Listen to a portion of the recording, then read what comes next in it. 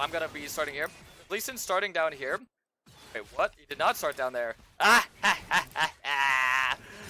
Oh, the evil KarasMai will strike again. I'm coming. Don't leash him.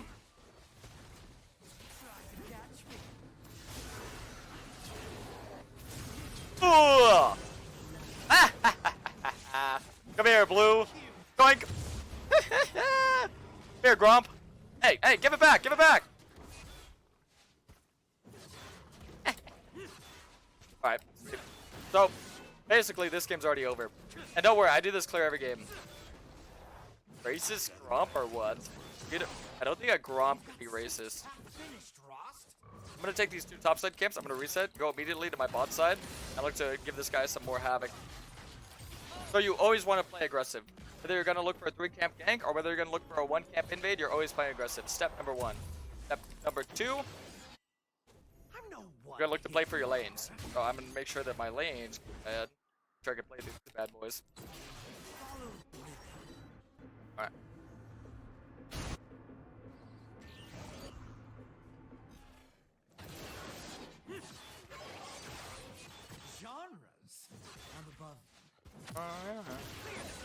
I'm just gonna farm my own camps right now because honestly, I am a little bit worried that Silas can move on me. As long as I'm controlling the scuttles and I get the grubs, it's fine.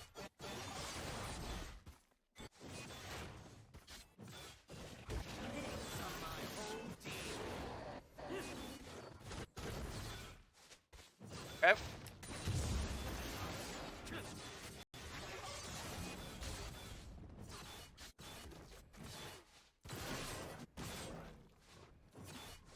Look for that scuttle. I might be a little greedy to look for double scuttle. He might already be up there, but I do want to look for gank right now. Nothing 4. Take out this area just in case he's there. So there's 2 places he could be, either bot or oh, there he is. Top. And I'm gonna look for the counterplay on this. So hopefully, look to survive.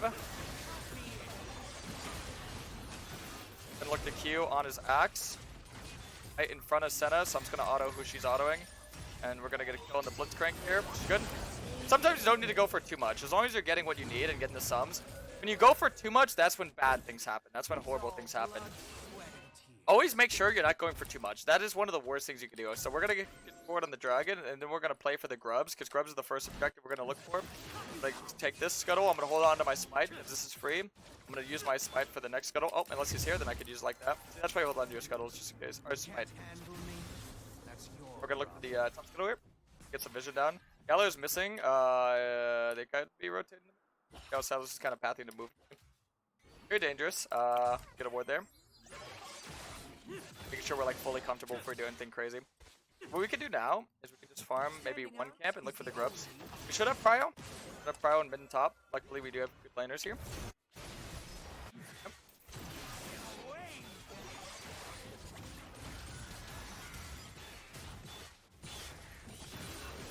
Alright. See Lee Sin. He's very behind CS. So this is a good time for me to just start the grubs. Yeah, when you overcommit, that's yeah, exactly the Uno reverse card. So that's why like understanding your limitations and playing very controlled. I think playing very controlled is a very great thing. But see, that's the fun, man. Listen, Twitch chat, I really don't want like a lot of players are so hard on themselves, man. If you overextend, if you get a little greedy and you die, don't try and like don't tilt from it. Make mistakes, man. That's what I'm trying to tell you guys. Make mistakes. Do stupid shit, you know. Do stupid things, make mistakes, because that's how you learn, man. Listen, sometimes you gotta be stupid to learn something smart, you know? I do stupid stuff all the time, man. For those of you that don't watch my streams often, trust me, my viewers will tell you, man, I play so stupid a lot of the time. If you're a YouTube viewer, you probably never see me play stupid because you only get to see the good stuff, but trust me, I make a lot of mistakes. That's how you learn, that's how you get better. So don't be afraid to make stupid plays, because that's how you learn your limitations. But you know, the more you play, the more you're gonna be able to actually like pick up on these things and be like, okay, this is enough, this is too much, you know? I'm not saying always play stupid, I'm just saying be willing to put yourself in uncomfortable environments, you know? As me, as a challenger player, I am incredibly flawed. I int more than any of you guys. I make worse plays than any of you guys, because I play this game more than you guys, right? So unironically, even though I make better plays than all of you, even though I have more good plays than bad plays, I still make more bad plays than all of you because I play more, right? Unless there's somebody out here who plays as much as I do and they're like iron, then maybe that guy makes more bad plays than me. But I don't think anybody here plays 3,500 games a season in iron. If you play 3,500 games a season and you're in iron, please contact me. I will 100%. I'll get you to high elo for free. I'll get you all the way to master for free. I guarantee you I could take any player, get them to master minimum. But you know, I don't see that. Usually players that are low elo, they can get out of low elo if they wanted to. It's just a time commitment. Master to Challenger is like the only real indicator of skill, because anything beneath that is a challenge of mental, and it's a challenge of how much games you play, to be honest. Like comfort, mental, and some main things I'd say. I'm not saying like if you're diamond, you're the same skill level as an iron, but I'm saying that you probably played a lot more and you probably just understand a lot more from your playing. You know what I mean? Not to like flame or try and diminish anybody's accomplishments. Just stating like that's how a lot of challenger players see the game. That's how I see the game. Because when you're in Masters to Challenger, that's when you're fully tested, you know? Man, I don't want to play this too aggro, but I do have ulti advantage. Now see, Lee Sin respects it because look at this. I have an item advantage and I have an ulti advantage. So he's smart enough to understand that he can't win that fight. I'm smart enough to know that I can win that fight, but I have to make sure I don't do it too crazy. So this is what I'm talking about, where you learn your limitations.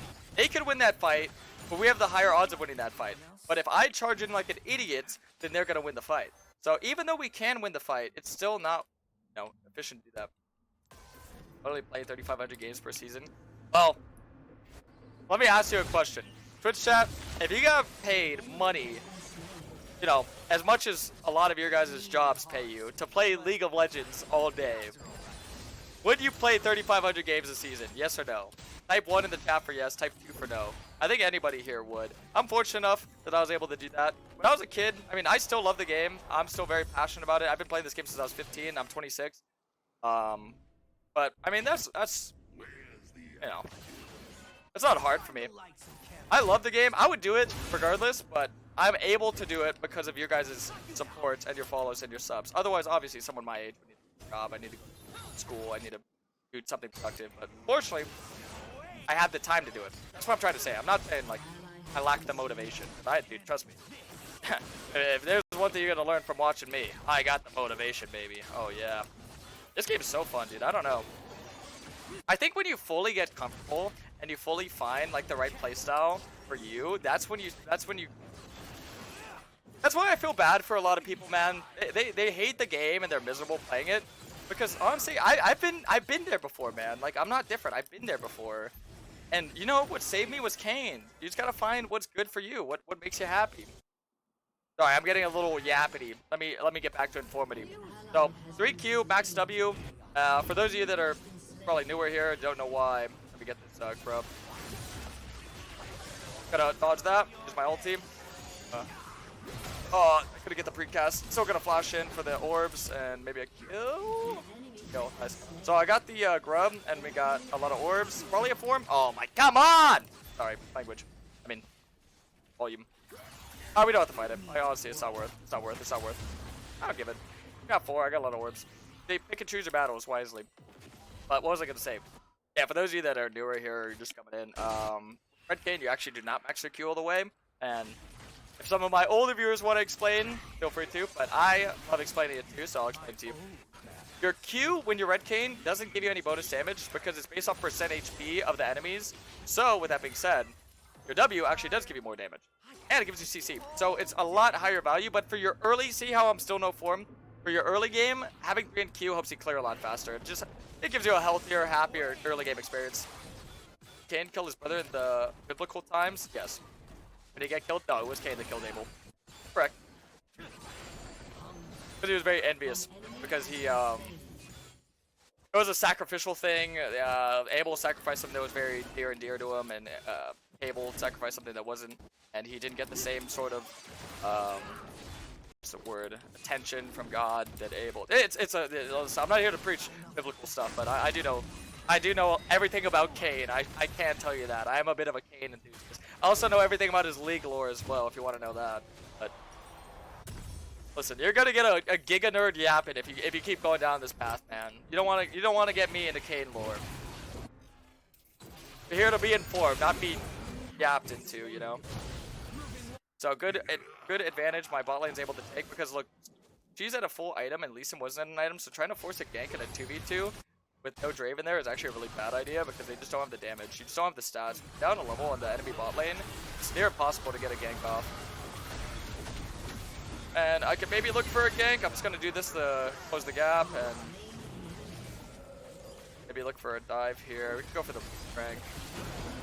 A kill's a kill, whether it's on an ADC or whether it's on support. We hear about the skins lore. Honestly, it's probably the coolest skin lore. It's basically the big baddie with all the other Odyssey characters. Who is it? You have Malphite, Jinx, Yasuo, and I think there's one more. I forget who it is. But Kayn's pretty much like this cool bounty hunter assassin that chases. Dude, I love the Odyssey fucking lore. It's badass. Oh, dude, I love the Odyssey lore. Believe. That's why I think Odyssey always has like the most special place in my heart. 1144 days without a second skin, or without a third skin. Sorry, I don't count Solitaire as a skin, so sometimes I say second skin for Odyssey as Nightbringer. Nightbringer was great. I felt like Nightbringer definitely lived up to the expectations and hype. Was overshadowed by Snowmoon, which, you know, I'm gonna say it. Snowmoon is just better than Nightbringer. It's just like, you know, it's samurai themed. It's really cool. I mean, I love Nightbringer. It really captures that devilish, evil. I really love what they do with Blue Kayn. They make Blue Kayn kind of look like Ross when you upgrade your form. Oh, dude, it's... Sorry, once again, I'm yapping. Sorry, informative gameplay. Yeah, but dude, the people that designed Kayn and all of his skins, I would love to shake every single one of their hands. I've never been to Riot HQ. I would love to go one day and just go to every single person that worked on Kayn and shake every single one of their hands, bro. Hey, they made me the happiest person on planet Earth. You know this? Alright, let me look for this play here. At ulti slow is so impressive. Nice, he gets the kill. I'm just there as a bit of a safety net. Make sure we get the wave shove in. Go for the rift. I'm gonna be a little bit careful. We got the invade. I'm gonna get Infernal Crisp. I might go for one more kill. I do have my ulti, so we can look a little bit immediately. Ah, no, we don't have the distance. Oh, why? I got his flash. Sim kind of trolled that. We had no way to actually stay on top of that. Get him.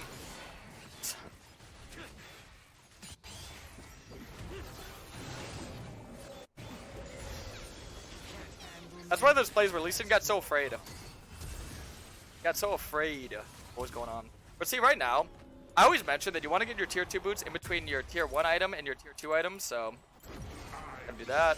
I always like to get plate still caps, and when you're building components, I always recommend you prioritize the HP component. So my second item, as I've already mentioned, the build right now, and we're gonna have a video on this ASAP, so you guys will never be confused, but the build right now, Sundered Sky, Cleaver into Sterect. You're gonna be getting the most bang for your buck statistically. And keep in mind, this isn't a I'm gonna kill everybody build, this is I'm gonna tank everybody, I'm gonna carry team fights build. So it is a team play build. Say that with me, team play build. Bruiser, Red Kayn. Bruiser and Jungler are designed to play for your teammates. And you're designed to play for objectives. So you're always gonna be prioritizing playing for objectives, and you're always gonna be prioritizing playing for team fights. So keep in mind, if you don't have 1v9 damage, there is a build that's going to be coming out for that as well. If you guys want to know what it is, I can tell you. Jot this down and or clip it. It is going to be, this is my personal favorite. Both these builds are KarasMai patented builds, so I just want to throw that in there. But the build is going to be Profane Hydra into a lovable plated steel caps, into Shojin, into Grudge, into GA, into final item. I'd say Maw, or if they have a lot of armor, you go Death Stance. But that is the solo carry. I want a 1v9 damage build. Works out really good. Bernard still a core item? No. It got nerfed. And whoever lead tanky items, honestly, Bruiser items kind of kick ass right now in Red Kayn. There's a synergy with his passive. Basically, for all of you want to hear more nerd talk, the way that the passive work is every bonus 100 HP you're getting, you get 0.5% bonus on your healing, which also affects your ulti. And did I mention his ulti? Yes, your ulti also got a 10% increase as well. So you can get an upwards to 20% increase healing on your ulti. And this is where a lot of you are probably foaming at the mouth, and you're probably, you know, sat up in your seat like this. Yes, everything you heard is correct. That is how OP the Red King buffs were. And as you can see, works out pretty good. Through for that build.